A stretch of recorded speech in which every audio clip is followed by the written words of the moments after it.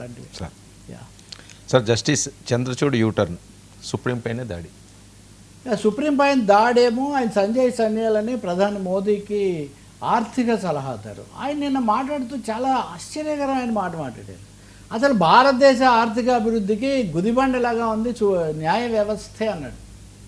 Supreme court లేకపోతే న్యాయ వ్యవస్థ ఇస్తున్న అనేక నిర్ణయాలు ప్రభుత్వం యొక్క వేగానికి బ్రేకులు వేస్తూ ఉన్నాయి. మారిన పరిస్థితులకు తగినట్టుగా మేము ముందుకు వెళ్ళలేకుండా అంటే దాదాపు న్యాయ వ్యవస్థ మీద అనేక మంది మాట్లాడారు. ఇప్పుడు ప్రధానికి సలహాదారుగా ఉన్నటువంటి వ్యక్తే ఇలా మాట్లాడడం అన్నది ఒక విధంగా న్యాయవర్గాల్లో సంచలనం కలిగించింది. ఇంకా చాలా వచ్చాయి, అన్నీ నేను పోవట్లేదు. కానీ రెండోది మీరు అడిగిన జస్టిస్ చంద్రచూడ్, ఆయన మాజీ ప్రధాన న్యాయమూర్తి. అయోధ్య తీర్పుకు సంబంధించి ఆయన చాలా సంచలనాత్మకమైన షాకింగ్ కామెంట్స్ చేశారు.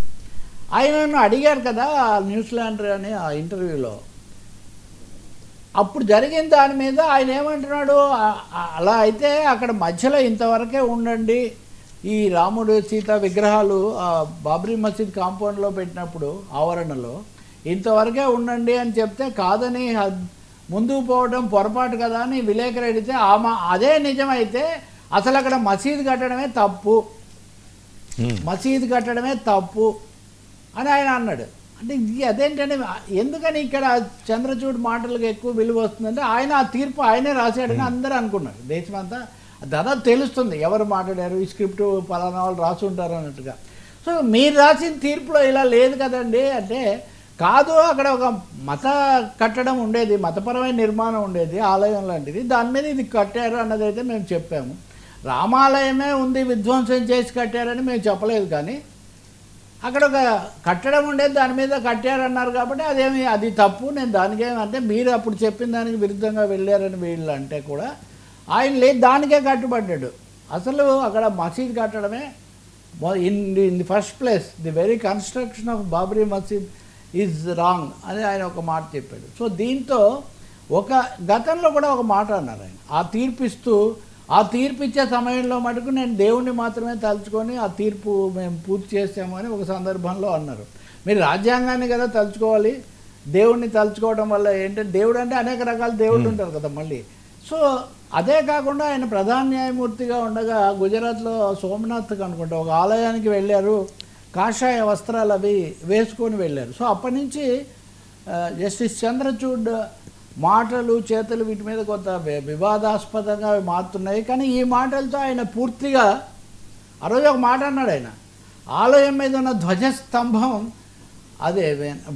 ధ్వజస్తంభం మీద ఉన్న పతాకం అదే ఒక సామాజిక న్యాయ పతాకం అన్నారు. అంటే ఎలా అండి, అది ఆచార వ్యవహారాల ప్రకారం వేరు, రాజ్యాంగం ప్రకారం వేరు, మీరు ప్రధాన న్యాయమూర్తిగా ఉండి ఈ మాట ఎలా అంటారని ఆ రోజులో ఆయన అడిగారు.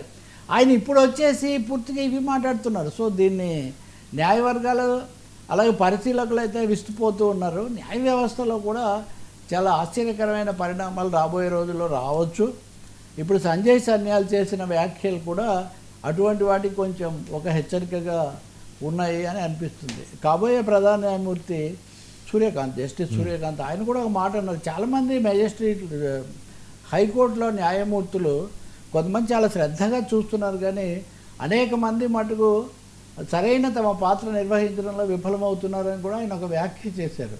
సో అనేక కోణాల్లో న్యాయ వ్యవస్థకు ఏదో కాయకల్ప చికిత్స చేసి దాన్ని కొంచెం పద్ధతి మార్చాలి అనే దిశలో నడుస్తున్నట్టుగా ఈ సూచనలన్నీ కనిపిస్తాయి.